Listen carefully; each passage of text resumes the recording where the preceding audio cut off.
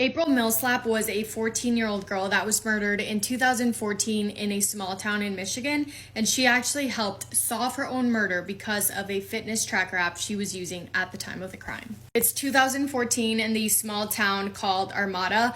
At the time of the crime, and I think even now, the population is under 2,000 people, so very, very small village, and it's a generally safe area. In 2016, it was reported that they only had 2 full-time police officers. There were some that were part-time, but very small area. Everyone sort of knew everyone, and it was considered very safe. April lived there with her mom, stepdad, and she had a boyfriend she'd been dating around a year and a half named Austin. He didn't live with them, but he was a pretty big part of her life. April lived a very normal life. She went to school. All her friends describe her as really sweet and nice. She was also really into health and fitness, and she had several pets. Her favorite, I guess you could say, was Penny.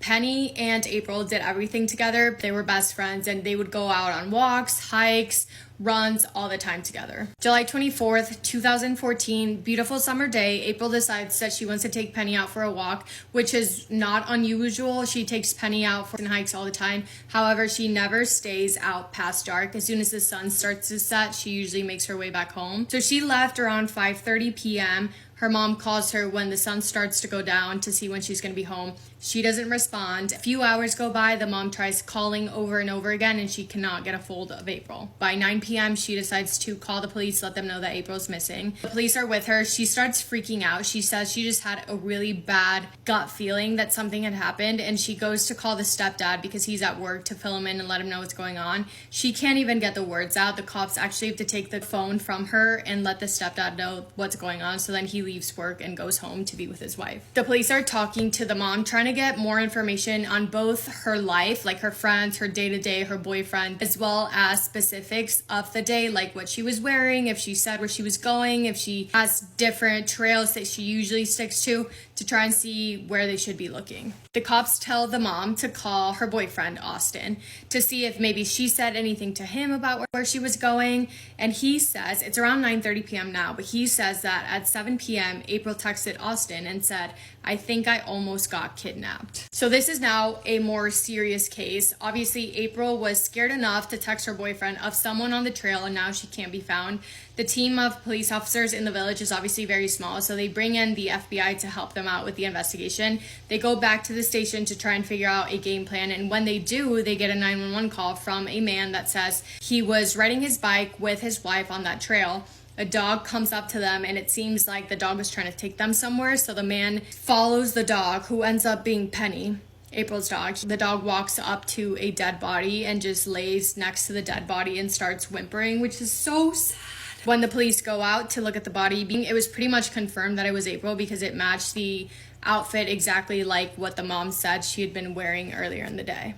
It was very clear that whatever happened was very violent. She was found with a pile of blood under her head. She was laying in a ditch around 20 feet away from the trail. She was partially undressed, so her pants were pulled down to her knees, and then her shirt was ripped open, so her entire body was exposed. She also had footprints on her head and her neck. Just stepping all over someone after you've killed them is beyond me. The autopsy revealed that the cause of death was blunt force trauma to the head that caused a brain bleed along with strangulation. It was also found that she had 48 separate injuries, so very, very violent. The town is obviously freaking out. They're upset. They're full of fear. A girl was found dead, and whoever did that to her is just out there, and they don't know who it is. The FBI, again, is involved, and they're working with the police to try and come up with a timeline of events based on the evidence that they had. This is what police believe to have happened. April is out walking. Penny, an older man, comes up to her, tries to flirt with her. April is like, "No, thank you." She starts walking away, and that's when she texts her boyfriend and says, "I think I almost got kidnapped." They believe the man comes up to her again and is now angry because he's been rejected, hits her in the back of the head, and then takes her to the ditch and beats her to death. Because of the text that she sent her boyfriend, they were able to track the phone and see exactly where she was standing. And they believe the attack happened somewhere between 6:30 to 6:45 p.m. The police are trying to talk to the public to see if anyone saw or heard anything. They're reaching out saying, if you were at this trail around this time, let us know. And a man does come forward and says that he saw a young girl that matched the description of April walking around that time. He also saw an older man on a blue and white motorcycle. So that blue and white motorcycle is pretty much the only lead, the only solid lead that they have now. And they did end up finding her phone a couple miles away from the crime scene. They just thought that the killer must have taken it with them and then ditched it.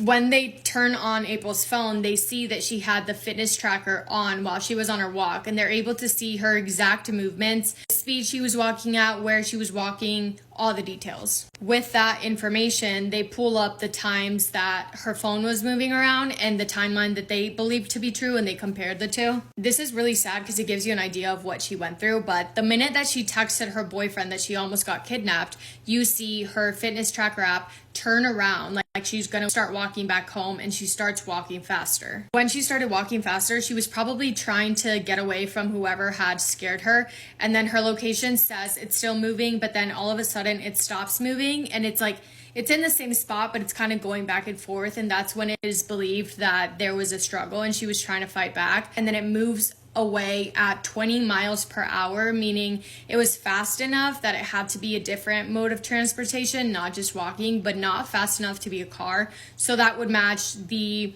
lead that they have of the blue and white motorcycle. Again, this is a pretty small town, so the cops are going around asking if anyone owns a blue and white motorcycle or if they know anyone that does.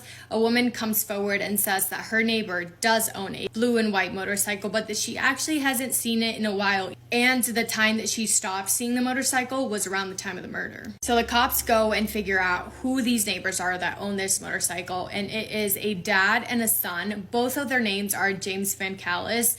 The dad is 66 years old, and the son is, I think he was 33, I could be mistaken though, but around his 30s, and he had a girlfriend and a little 3-year-old boy, so they lived in the house as well. Both Jameses had criminal records. James, the dad, was a registered, and his victims were girls under the age of 13. James, the son, also had a criminal record of breaking and entering, things of that nature.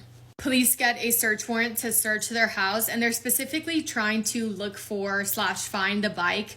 They also want to find the shoes that match the footprints at the crime scene. They were Nike Jordans. They're not able to find the bike or the shoes or really any other evidence that connected them to April, but they did find evidence that, one, they had a motorcycle, for example, helmets, bike, riding suits, and they also found a picture of James the son wearing those kind of shoes, but the actual things were nowhere to be found. What they did find were, so they arrested them on those charges, and they were tactical with the arrest. They arrested them on the charges, but they didn't mention anything about April yet because they didn't want to scare them off. So they take both Jameses to the station. They're questioning both of them. They take DNA samples and they test it against the DNA found on the crime scene. However, there is no match. But it is theorized that James the son, which is the one that is believed to have committed the murder because it was his bike, he would put on like the bike suits, like the really tight, they almost look like surfing water suits. He would go out on bike rides. So it's theorized that because he probably had one of those on, he didn't get any of his DNA on April, but there would have probably been April's DNA on whatever outfit he was wearing. So the cops are focusing more on James the son because he is the owner of the motorcycle, and they think that he was the one that did it. And again, their theory is that someone came up to April and was trying to flirt with them. Then they got mad when April rejected them, and that's why they hit and killed April. They look at James's the son's, his search history, and there's a lot about young girls, such as, why don't these young girls like me? Why don't they want me? So the cops have the idea that whoever did that to April was mad because they were rejected, and James literally Googling, why don't these girls like me, these young girls like me, would match up with their theory. The Google searches basically just confirmed that James had already had those thoughts of, oh, I'm into these young girls and I get mad when they don't like me back. James is finally arrested on first-degree murder and assault with the intent. In court, his defense says that they don't have any actual evidence confirming that it was him that did the crime. There's no DNA. It's all basically circumstantial evidence. However, again, it is believed that he was probably wearing one of those biking outfits when he did it, which is why there wouldn't be any of his DNA on her. The prosecution brings up James's girlfriend to the stand, and she says that when the cops first went to their house after they left, James went up to her and said, "I really messed up really bad. You're gonna have to stick by me on this. And if anyone asks, tell them that the night of the murder, I was wearing this other different kind of brand of shoe, not Nike Jordans," which is the ones that would have been found at the crime scene. But like, actually so sus. The cops show up, so you know something serious is going on, and then your boyfriend comes up to you and says, "I really messed up, please cover for me." Obviously that's suspicious. She also says that the day of the murder, he left around 4:30 p.m. and then he was home by 9 p.m., which the cops thought that April was murdered between 6:30 to 6:45, so that would match up. The girlfriend says they fell asleep. She wakes up and realizes that he's gone again. She goes downstairs around 3 in the morning and finds James cleaning his helmet and his shoes with hand sanitizer. It's 3 in the morning, sir. Obviously, you're doing something suspicious if you are cleaning your shoes with hand sanitizer in the middle of the night. After James is being so weird and telling her to cover in case the cops ask anything else, she's freaked out, so she goes and looks through his backpack. I don't know if it was his helmet. She finds something with clumps of long hair that didn't match her hair color, but hair that matched April's hair color. In court, 2 witnesses also said that they saw James and April on the trail and that James was walking behind April, like 2 feet behind her, looking very angry, and April was looking very nervous. In 2016, James was found guilty on all charges and sentenced to life in prison. Since then, he has tried to appeal his sentence multiple times, but it's been rejected a lot. And to this day, James and his whole family maintain his innocence and say that he didn't do it and he was framed. I personally think that he did it. I mean, cops go to your house, you then go up to your girlfriend and say, "I messed up, please cover for me." You're washing your helmet and your shoes at 3 in the morning with hand sanitizer. You did something bad, and there was a girl found dead where you were with your motorcycle. That's my opinion, but let me know what you think. All right, love you. Go kiss someone that you love on the forehead and make somebody happy today. Also, if you go out on a walk or run, maybe literally share your location with every single person that you know and just stay safe. Okay.